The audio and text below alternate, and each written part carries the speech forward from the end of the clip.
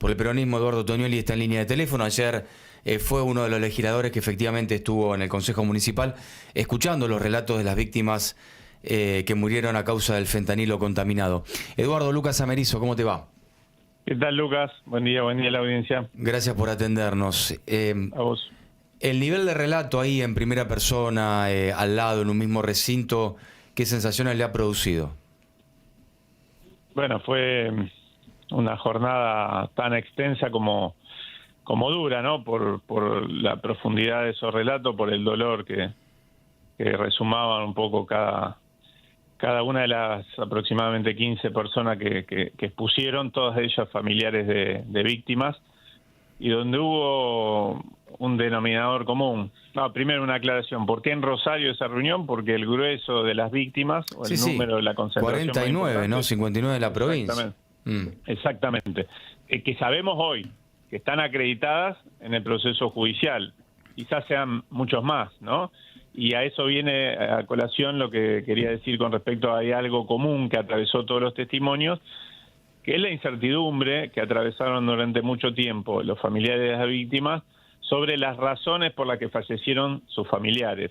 La mayoría de ellas se enteraron no por algún informe oficial del sanatorio, del hospital en lo que fallecieron, no por alguna notificación del Estado nacional, el Estado provincial, etcétera, sino porque empezaron a ver a través de los medios de comunicación que en La Plata, en el Juzgado Federal, empezaba una causa judicial por estos lotes de fentanilo contaminado pertenecientes a un laboratorio Ramallo, distribuido por LHB Distribuidora, y que las personas que exponían, familiares de víctimas, de personas que tuvieron acceso al fentanilo contaminado, que fueron afectadas por el fentanilo contaminado, empezaban a expresar o a dar cuenta de un cuadro clínico que en general era muy similar en todos los casos. Personas que en muchos casos no tenían una patología de base, que habían ido por alguna cuestión puntual a un hospital, a un sanatorio, y que rápidamente empezaron a sufrir como una especie de degradación de su estado de Sí, esto fue por reacción propia ante una mirada que se fue colectivizando y luego corroborando por las historias clínicas que con la investigación se fue acreditando, ¿no? La inquietud gira en torno a si con todo este cúmulo que usted ha narrado de lo que se escuchó ayer, los tiempos serán breves a la hora de promover una media sanción para una ley de trazabilidad como pedían los familiares. Bueno, nosotros estamos embarcados en esa, de alguna manera, y quiero recalcar que el nacimiento, más allá de algunos escarceos previos a la aprobación en las semanas anteriores, pero el nacimiento de esta comisión investigadora fue por unanimidad en el recinto, no ha sucedido con otras comisiones investigadoras, y hay una articulación muy armónica en el trabajo de la comisión entre los distintos sectores, facciones políticas, que hace pensar que esto es posible. Mira, hoy acaban de circular un proyecto que encabeza la vicepresidenta de la comisión, Silvana Giudice, que no es de mi partido político ni mucho menos, presentó una iniciativa que exige que los responsables técnicos de los laboratorios no tengan que tener condenas previas en delitos que tengan que ver contra la salud, bueno, una serie de delitos que uno infiere que podría tener alguna afectación en el normal funcionamiento de las tareas y responsabilidades. Bueno, esto resultaría lo obvio. El pequeño detalle aquí es que en la ciudad hemos padecido el antecedente de los mismos que luego aparecían como responsables de HLB Pharma, adjudicándose al menos negligencia en la voladura de una caldera para sueros, que generó una explosión en el medio de Alem y Gaboto y que de allí en más marcaba una señal de alerta que no fue lo escuchada lo suficientemente, ¿no? Exactamente, pero digo, todo eso se está analizando en esta comisión, que tiene dos objetivos. Uno es coadyuvar a la búsqueda de la verdad. En ese sentido, y tengo que recalcar que a diferencia de otras causas judiciales emblemáticas, donde generalmente aparece la idea de la mora, de la justicia, etcétera, en este caso el proceso judicial avanza a paso firme, por lo tanto la comisión no está, tampoco debería hacerlo, ¿no?, supliendo ninguna función judicial. De hecho, las responsabilidades penales las establece la justicia, pero sí puede ser un auxiliar en la búsqueda de la verdad, ¿no? Bien. Y el segundo objetivo, igual de importante, es sacar conclusiones, y viene a colación de lo que decías, de lo que falló, para, de alguna manera, llevar adelante reformas legislativas, como bien vos decías también, que, por ejemplo, establezcan un sistema de trazabilidad para drogas de estas características, que son mal usadas, pueden ser, o contaminadas, pueden ser fatales, y de hecho muestran que lo son, un sistema de trazabilidad confiable, ¿no? Y donde el Estado, a través de los organismos que corresponda, principalmente el ANMAT, pueda tener un control mucho más exhaustivo de lo que sucede en los laboratorios. Sin lugar a dudas. Uno promueve esta idea de una suerte de ficha limpia para empresarios de un rubro tan sensible, porque insisto, ¿no? Al margen de que hay un montón de aristas sobre el episodio mismo del fentanilo, los antecedentes de cómo se fue consolidando este grupo empresarial, ya venía advirtiendo señales de alerta, incluso dentro del propio rubro. Sí, claramente. Digo, esto se desprende de la historia de Eduardo, lo distraigo Sí. porque quiero aprovechar la comunicación, si a usted le parece, y si no me lo dirá, hacia otros tópicos de la charla que tienen que ver con la realidad del peronismo en general, de lo que está pasando de cara a lo que está planteando este gobierno y de cómo uno percibe dificultades claramente en el armado de una opción que, si bien faltan 2 años por delante, está teniendo el PJ, ¿no? Máximo Kirchner por un lado, Cristina con una carta, Kicillof por el otro, el propio Kicillof adjudicando algunas cuestiones a Cristina deslizando el error del desdoblamiento eleccionario. ¿Qué mirada tiene sobre esto? Yo creo que si hay algo que tiene de déficit hoy el peronismo es en la capacidad de generar expectativa, esperanza, miradas hacia adelante, ¿no? El peronismo no ha hecho una elección catastrófica, pero sí ha mostrado un límite, un techo. Tiene capacidad para reunir adhesiones, votos y acompañamiento, una parte no menor de la población que tiene una mirada crítica con respecto a este gobierno, muy crítica quizás, o las miradas más opositarias a este gobierno y a este régimen, pero tiene bajas hoy posibilidades o capacidades para establecer un puente hacia algunos otros sectores que se van a acercar o que se han acercado históricamente al peronismo cuando ha generado una mirada de futuro y de expectativa de que puede ser una alternativa a esto. Ahí Cabandier encendió una alerta un poco fuerte, ¿no? Si seguimos así vamos a estar peleando con Miriam Bregman 4 puntos en cada elección. Sí, yo no tengo esa mirada tan catastrófica porque creo que el peronismo, entre otras cosas, expresa fuertemente a distintos sectores de la población que creen en el trabajo, la producción, el desarrollo nacional, etcétera. Quizás sí puede ir achicándose en función de su incapacidad para expresar eso, pero creo que hoy no hay una mirada hacia adelante. Ni hay un acuerdo programático, ni hay un liderazgo único, y eso genera una imposibilidad, ¿no? De mirar para adelante. El peronismo, como cualquier partido, la conducción en la cabeza de una persona ordena para abajo, en eso estamos de acuerdo.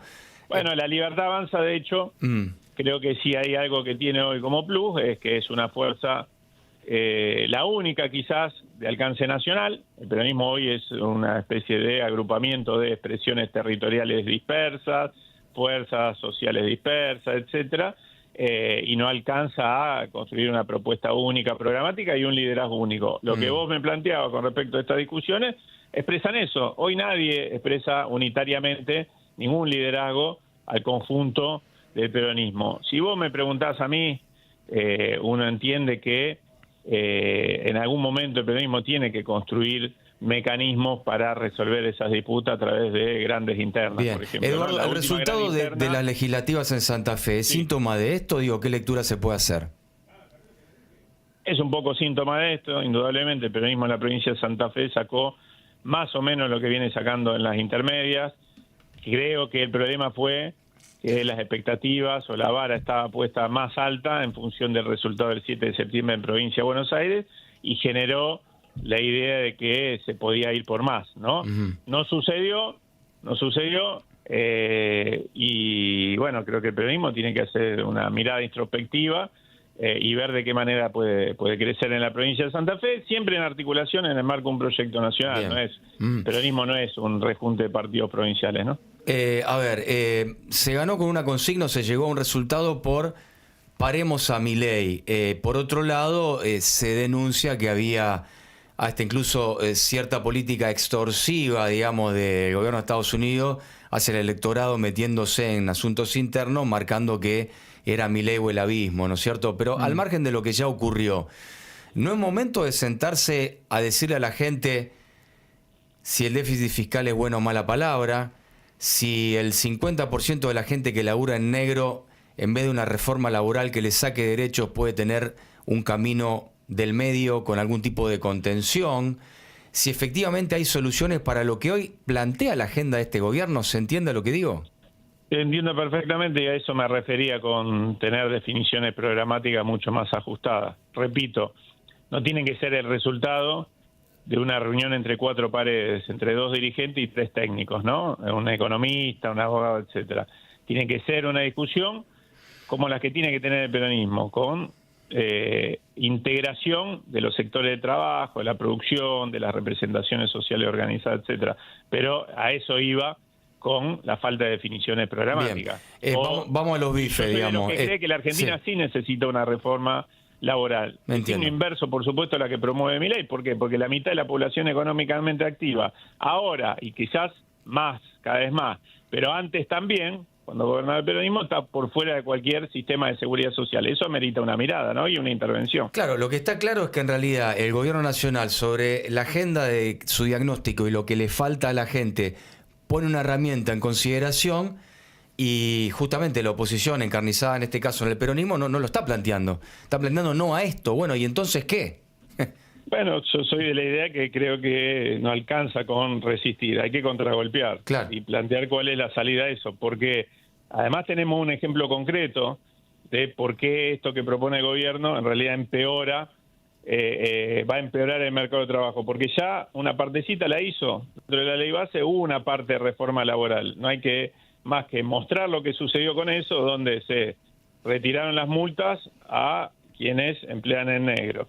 Y además se hizo un blanqueo fenomenal y esto no generó más empleo en blanco. Bueno, ese es el diagnóstico. Creo que en gran parte dentro del peronismo se coincide en el diagnóstico. Lo que hay que ponerse de acuerdo es para adelante. Hubo un intento de abordar la problemática de la mitad de la población económicamente activa que está por fuera de cualquier régimen de seguridad social durante el gobierno anterior, a partir de la propuesta de sectores gremiales y de movimientos sociales, de un proyecto de ley que llevaba el nombre de Puente de Inclusión Fiscal, que era básicamente le llamábamos nosotros monotributo productivo, que era un intento por integrar fiscalmente, después de lo que fue la pandemia, a toda esa población económicamente activa que accedió al IFE. Recordará que fueron 11 millones de argentinos, y darle una integración fiscal a esos sectores. Bueno, ni siquiera se llegó a discutir en el Congreso, porque no había ni siquiera al seno del mismo peronismo una claridad sobre si eso era el eje del debate o no, y yo creo que debe serlo, ¿no? Me parece interesante el planteo, creo que esto se está viendo claramente lo que hace falta respecto de lo propositivo. Voy a esto, por eso decía vamos a los bifes, el tema es quién lo canaliza. Vamos a mirar a nivel nacional, estamos hablando de presente y construcción al futuro, de una alternativa, ¿no? De poder a la gente con esto en agenda. ¿Cristina ya fue? No, yo creo que tiene un rol importante, tiene la adhesión de una parte importante de la población, eso no se puede desdeñar. Sí, también creo que hay alguien como Axel Kicillof, que es el gobernador de la provincia más grande del país, está identificado con el peronismo, es peronista, y él y otros gobernadores también tienen que ser tenidos en cuenta. Bueno, pero si no hablan y la conducción es de a dos y se mandan carta pública, va a ser medio difícil. Bueno, eso me parece que es inconducente. El debate público de esta forma es inconducente. Creo que el peronismo tiene que ordenarse de otra manera, ¿no? Porque esto termina siendo destructivo, ¿no? Hasta aquí la charla, gracias por estos minutos con la radio, como siempre, Eduardo. A vos, Lucas, te mando un abrazo. Un abrazo. El diputado nacional Eduardo Toñoli, bueno, reflexionando primero sobre lo que fue ayer la audiencia en el Consejo con los familiares víctimas del fentanilo y en segundo lugar hablando un poquito en general del peronismo y sus desafíos. La pausa, ya volvemos. Hola, soy Rodrigo de Paul. Qué maravilla es venir a Coto. Bienvenidos al cumpleaños de Coto. En este 55 aniversario podés ganar un año de compras gratis y más de 300 millones de pesos en premios. Y también ayudás a entidades benéficas. Este cumple de Coto, 1000 de 1000, ¿eh? Coto, cumplimos con vos. Bases y condiciones en coto.com.ar/legales sección sorteo aniversario. Redescubrí el poder de la palabra confianza. Crestale Propiedades. Más de 1000 razones de inversión para confiar. Crestale Propiedades. Toda la confianza en un nombre. Instituto Gama, una experiencia integral en salud. Diagnóstico por imágenes de alta complejidad. Cirugía mayor ambulatoria. Acceso por Entre Ríos 3.